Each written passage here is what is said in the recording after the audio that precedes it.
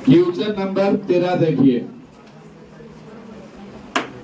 Question number 13। इसके बाद फिर बताएंगे क्वेश्चन नंबर 5 छूटा हुआ था तो उसको बता देंगे। क्वेश्चन नंबर 13 है, सिद्ध कीजिए कि वृत्त के परिगत, परिगत का मतलब बाहर, परिगत का मतलब बाहर एक वृत्त है, एक वृत्त है आपको इस कंडीशन का, इसके परिगत बोला है, इसके परिगत ऐसा बोला है, एक वृत्त है इसके परिगत बनी चतुर्भुज की आमने सामने, इसके बाहर कैसा सिर्फ का आकृति बन रहा है, चतुर्भुज बन रहा है। क्या बन रहा है, चतुर्भुज बन रहा है। तो ये आपका हो गया चतुर्भुज, कंप्लीट है, ये आपका बन गया चतुर्भुज। इसके परिगत बना चतुर्भुज कि आमने सामने की भुजाएं केंद्र पर समकोण आंतरित करता है, केंद्र पर समकोण आंतरित करता है। इस वृत्त का कोई भी एक केंद्र होगा, मैं मान लिया हूं यहाँ पे, और इस केंद्र का नाम क्या है, ओ।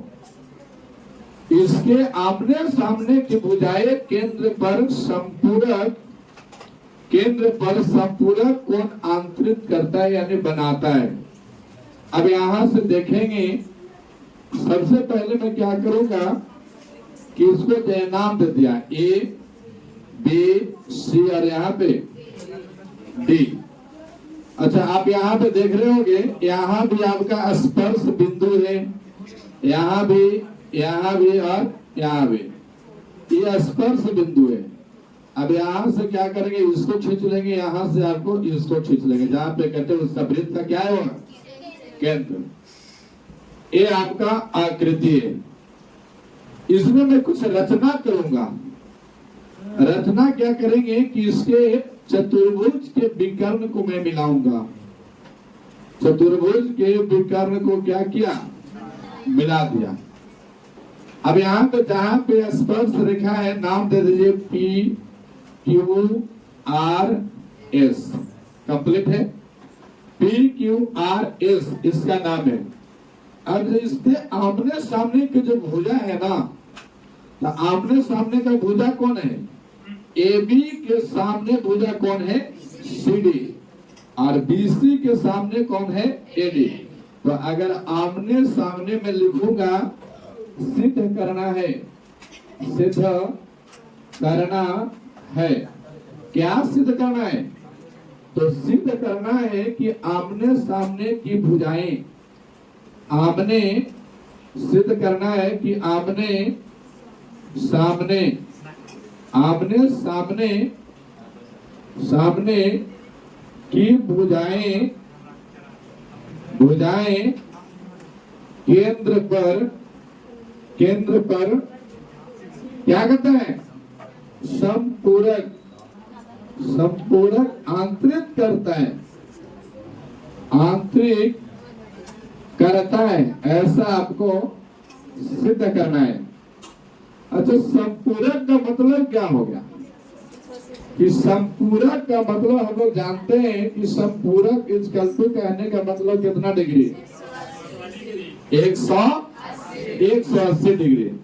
अच्छा, आमने सामने की कौन है, तो ए बी से कौन कौन बनेगा, तो हम कहेंगे सर ए ओ बी, ये आपको ऐसे दिख रहा है यहाँ पे, ए वाला कौन है, तो हम कहेंगे कि ए ओ बी और सी ओ डी, ये दोनों कोण के मिला के कितना डिग्री होना चाहिए, 180। प्रॉपर मुझे यही सिद्ध करना है, यानी कोण तो होगा ए ओ बी और प्लस कोण सी ओ डी, और ये बराबर कितना डिग्री होना चाहिए, 100, तब ना अपने सामने का होगा। या फिर हम कह सकते हैं कि बी ओ सी और प्लस का ए ओ डी बराबर क्या होना चाहिए, 180। तो आप इन दोनों में से कोई एक को सिद्ध कर दीजिए, ये आपको आमने सामने का कौन है। अब मैं यहां से लिखूंगा सिद्ध, यहां से लिखूंगा सिद्ध। ये हो कैसे रहा है देखिएगा, हम दो त्रिभुज के ले रहा हूं। अगर यहां देखेंगे तो एक त्रिभुज देखिएगा, यहां से ऐसे मैं डॉट कर रहा हूं, ये आपको दिखा। तो इसमें जो आपका दो त्रिभुज है, एक तो आपका इसका नाम दे दिया क और इसका नाम दे दिया, ये दोनों आपको दिखेगा। तो का वाला त्रिभुज का नाम है त्रिभुज AOS। यहां लिखूंगा त्रिभुज AOS और त्रिभुज AOP से इसमें देखेंगे कि AS और AP बराबर है। AS और AP क्या है? बराबर। अच्छा यहाँ पे लिखूंगा कि AOS में जो आपका AS होगा ना सर, ये आपका AP के क्या है? बराबर है। AP का क्या है ये? अच्छा क्यों बराबर है? तो हम कहेंगे कि वृत्त के कोई बाह्य बिंदु A है और उस बाह्य बिंदु से वृत्त पर खींचा गया स्पर्श रेखा दोनों क्या होता है? बराबर होता है। तो हम कहेंगे ये आपको बाह्य बिंदु से खींचा गया स्पर्श रेखा है। बाह्य बिंदु से खींचा गया स्पर्श रेखा है, स्पर्श रेखा है, इसीलिए ये क्या है? बराबर है। समझ बात को? अगर मैं इसको देखूं कि सर SO और PO दोनों क्या रहेगा? बराबर। यानी यहाँ पे कहेंगे कि अच्छा SO को हम OS भी कर सकते हैं। OS इक्वल टू OP, ये दोनों क्या है? बराबर है। अच्छा ये बराबर क्यों है? क्योंकि ये वृत्त का त्रिज्या है। क्या ये? ना वृत्त का त्रिज्या। SO और OS या OP ये क्या है? वृत्त का त्रिज्या है। वृत्त का त्रिज्या, और वृत्त का त्रिज्या हमेशा क्या होता है? बराबर। अब यहाँ पे आपको देखेंगे AO और इसमें भी आपका त्रिभुज में आएगा AO, ये दोनों क्या रहेगा? बराबर। क्यों? क्योंकि ये उभयनिष्ठ है। कैसा है? उभयनिष्ठ है। ये डाटा कैसा है? उभयनिष्ठ है। कैसा? तब हम देखेंगे कि सर AS AP के बराबर, AO इसमें भी AO उभयनिष्ठ और इसमें आपका SO और इसमें भी आपका OP, ये तीनों भुजा क्या है? पुनः मानेगा बात करना, ये तीनों क्या है? बराबर। तो हम कहेंगे साइड साइड साइड सर्वांग समता नियम से कौन कौन त्रिभुज? तो त्रिभुज कहेंगे कि AOS ये वाला त्रिभुज, और कौन? और आपका AOP, त्रिभुज AOP, ये दोनों क्या हो गया? सर्वांगसम। और यदि कोई दो आकृति सर्वांगसम होते हैं, यदि कोई दो त्रिभुज सर्वांगसम होते हैं तो उनके सम्मुख कोण क्या होता है? बराबर। यानी बराबर जब होगा तो हम कहेंगे कि सर आपका इस एंगल में ए वाला एंगल, अच्छा ए वाला एंगल का हो चाहिए पूरा बड़ा एंगल का, तो यह तो कोण बनल है। चलो मैं मानता हूं कि x डिग्री का एंगल है। कितना डिग्री का? तो ए बी एंगल कितना डिग्री का होगा? x। यानी हम कहेंगे कि AOS एंगल AOS और ये आपको बराबर हो गया एंगल AO किसका? AOP है ना। और बराबर में मान लिया हो दोनों के लिए कितना डिग्री? x degree. अच्छा इमेजिनेशन करना, अगर हम इन दोनों त्रिभुज लिए तो दोनों त्रिभुज क्या हो गया? बराबर नहीं, सर्वांगसम। तो क्या हम ये दोनों त्रिभुज लेते तो क्या सर्वांगसम नहीं होता? होता। अब भी क्या देंगे? इसी प्रकार, इसी अब सबके सिद्धना ना करते रहेंगे, इसी प्रकार ये आपका सीक्वेंस हो गया एक।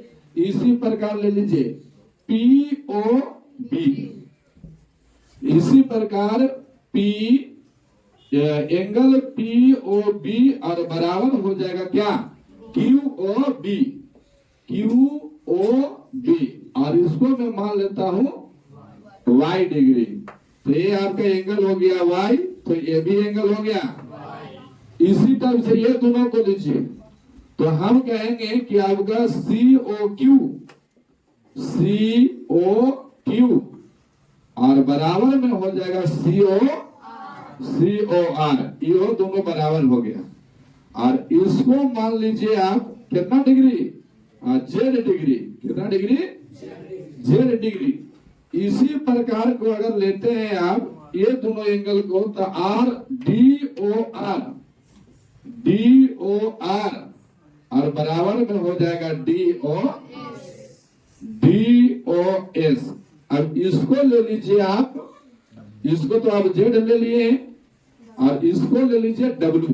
क्या ले लीजिए, तो ये वाला एंगल W और ये वाला एंगल W कंप्लीट है। अब यहां से देखेंगे कि यदि हम इस सारे एंगल को जोड़ते हैं तो पूरा एक वृत्त बनेगा कि नहीं। ऐसे लिखेंगे कि आपका x प्लस का x प्लस W से शुरू करते हैं, W plus x y plus का y प्लस z प्लस का z और बराबर। अगर वृत्त पूरा सर्कल बनेगा, हम जानते हैं कि वृत्त के चारों ओर घूमेंगे हम, तो 360 डिग्री का एंगल कवर करेंगे। कितना डिग्री का, तो यहाँ पे हो गया 360 डिग्री। अब x W में W जुड़ेगा तो 2W और x में x, 2x प्लस का बराबर में 360। दो सब में शामिल है, तो दो को क्या कर सकते हैं, W प्लस का x प्लस y प्लस का बराबर में 300।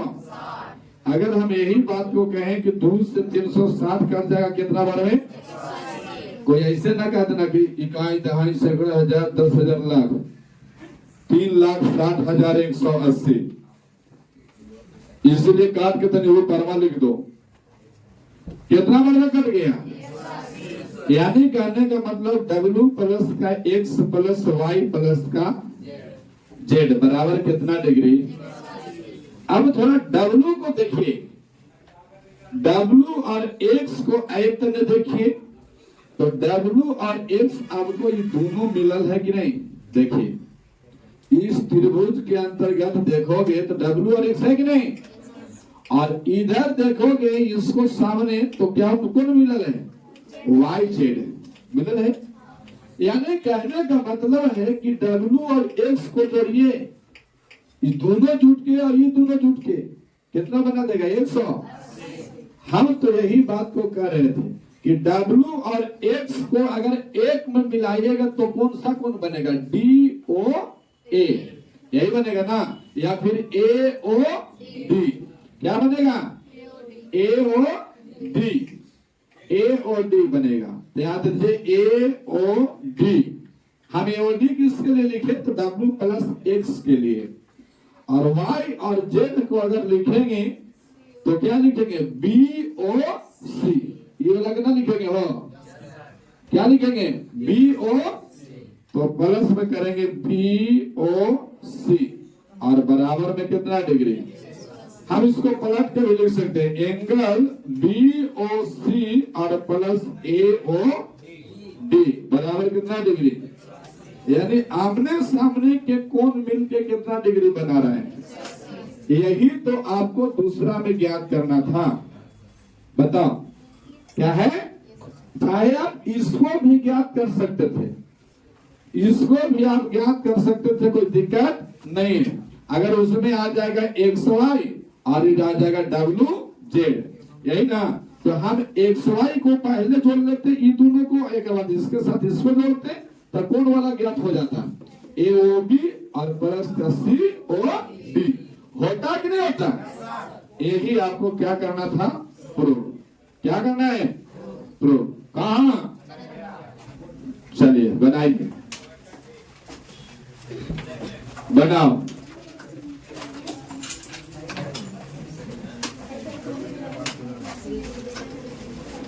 क्वेश्चन नंबर 5 देखिए, सबसे आसान प्रश्न। क्वेश्चन नंबर 5 कह रहा, प्रश्न में सिद्ध कीजिए कि स्पर्श बिंदु से स्पर्श रेखा पर खींचा गया लंब वृत्त के केंद्र से होकर जाता है। एक वृत्त है आपका इस टाइप से, एक वृत्त है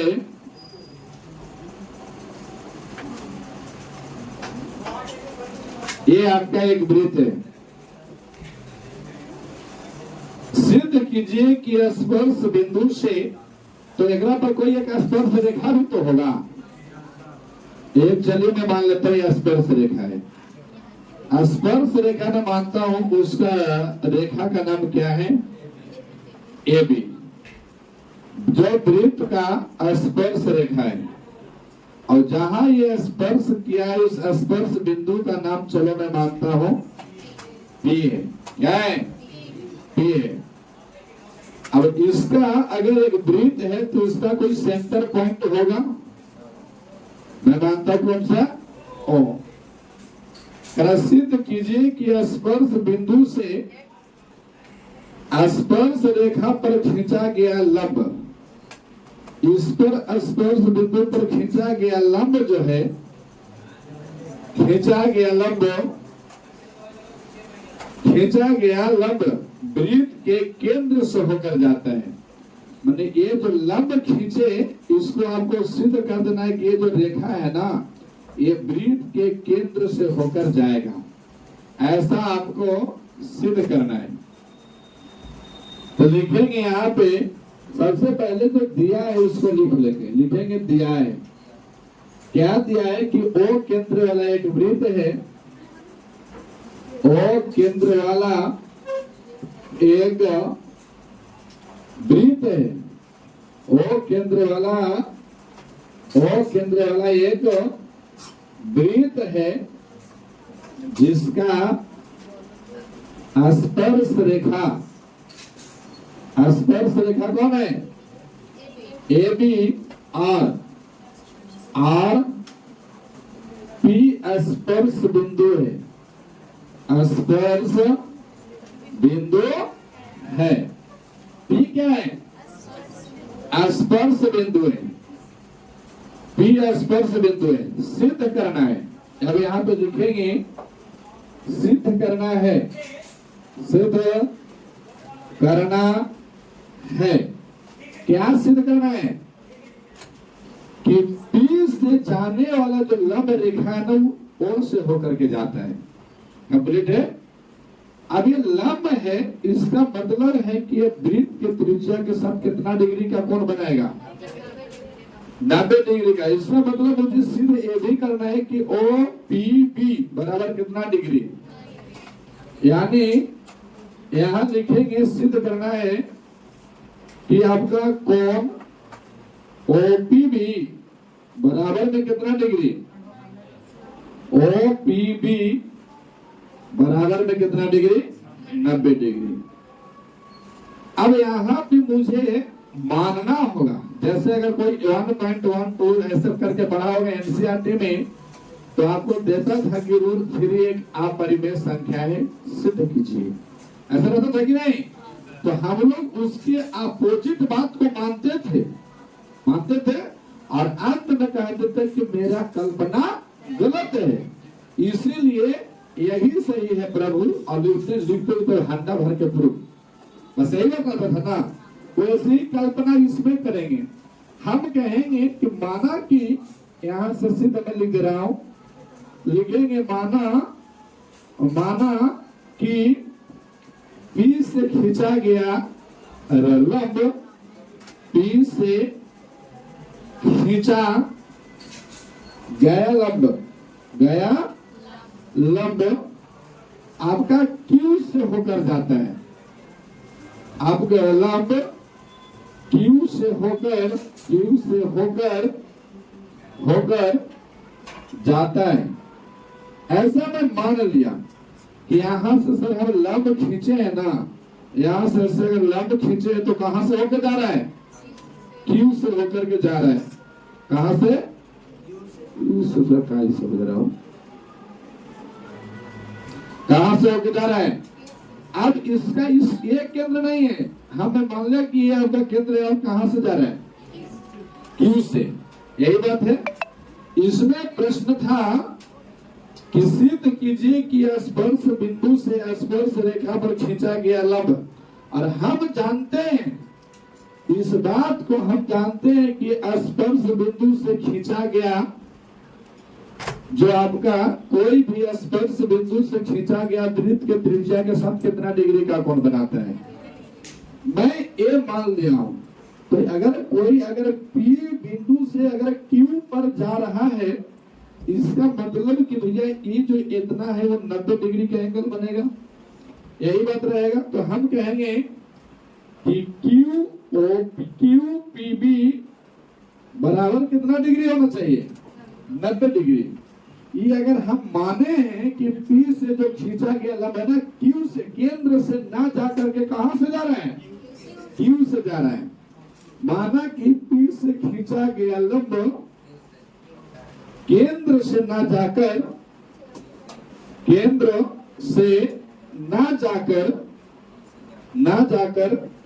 अच्छा, केंद्र का नाम दे दीजिए। केंद्र O से ना जाकर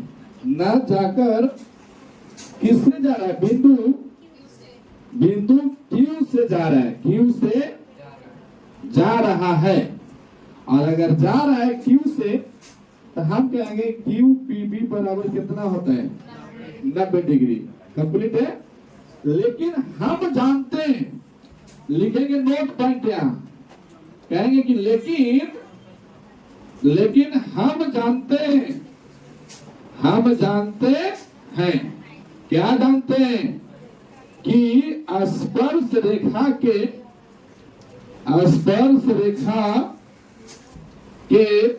स्पर्श बिंदु से खींचा गया लंब त्रिज्या के साथ 90 डिग्री का कोण बनाता है। 90 डिग्री का कोण बनाता है। ऐसा मैं जानता हूं। हमें ये बात को टीचर पढ़ाए और उन्होंने हर एक प्रश्न में इसका प्रयोग करके मुझे दिखाए। इसीलिए पहले से टीचर जानते थे, अब हम भी जानते हैं क्या?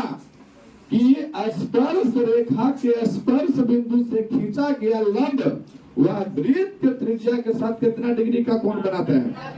तो इसके अनुसार तो भैया ये वाला QPB तो फेल्यूर हो गया नहीं, और R कौन जाएगा? तो हम कहेंगे कि इसके अनुसार OPB क्या है? 90 डिग्री। यही बात है। और ये मुझे प्रमेय से ज्ञात है। हम यहाँ पे लिख देंगे कि कोण OPB बराबर 90 डिग्री, और यहाँ लिख देंगे प्रमेय से। ये बात हम नहीं कह रहे हैं, कहां दिया गया? प्रमेय में। तब कहेंगे, तब मेरा माना गया कल्पना या मेरा किया गया कल्पना मेरे द्वारा किया गया या मेरा किया गया कल्पना गलत है। क्या है? गलत है। इसलिए तो OPB बराबर कितना होगा? और यही आपको क्या करना था? ट्रू। अब वो कहा गया? चलिए बनाइए तो फिर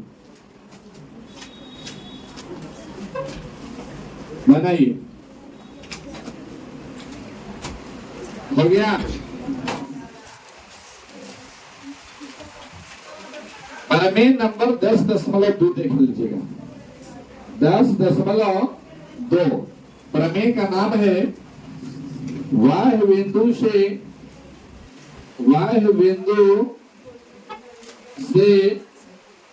वृत्त पर खींची गई वृत्त पर खींची गई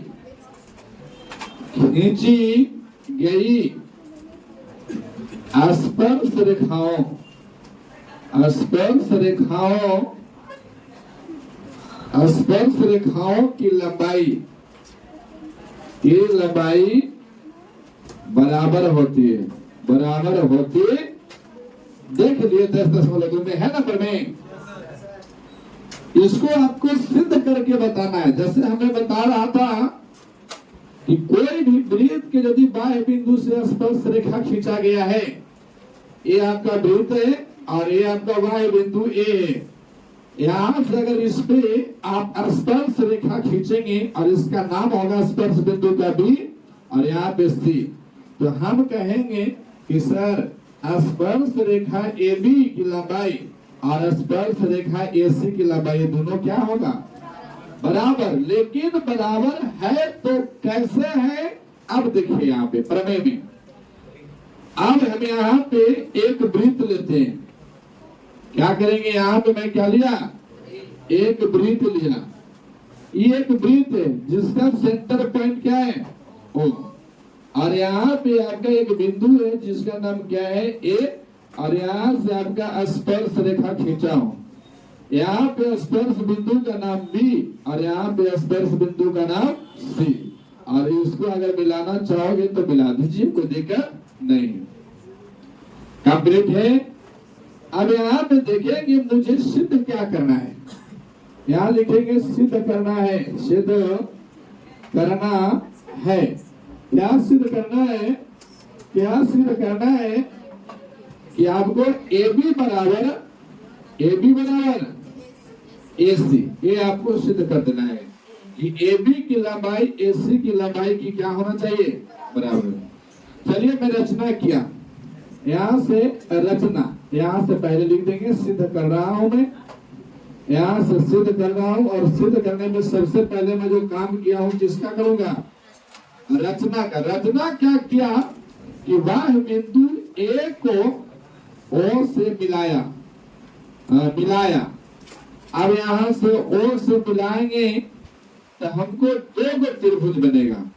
मिलाया तब दो त्रिभुज AOB और AOC प्राप्त हुआ। कंप्लीट है, प्राप्त हुआ। तब हम यही दोनों त्रिभुज का इस्तेमाल भी करेंगे। इसलिए त्रिभुज AOB और त्रिभुज AOC से यहां देख लीजिएगा AOB ए वाला त्रिभुज और AOC आपका एक ए वाला त्रिभुज है। कंप्लीट है। दोनों त्रिभुज दिख रहे हैं। एक त्रिभुज में गोल गोल कर दे रहा हूं, आप ऐसे देख पा रहे होंगे। दोनों में ना फर्क है। जिलेबी काट वाला फूल रंग दे रहे हैं।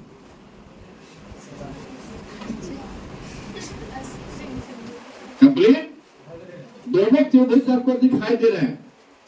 तो जो AOB दिख रहा है ये स्प्रिंग वाला, जिलेबी काट वाला का, और ये जो है आपका कौन सा है? खा। दोनों का स्पष्टीकरण है।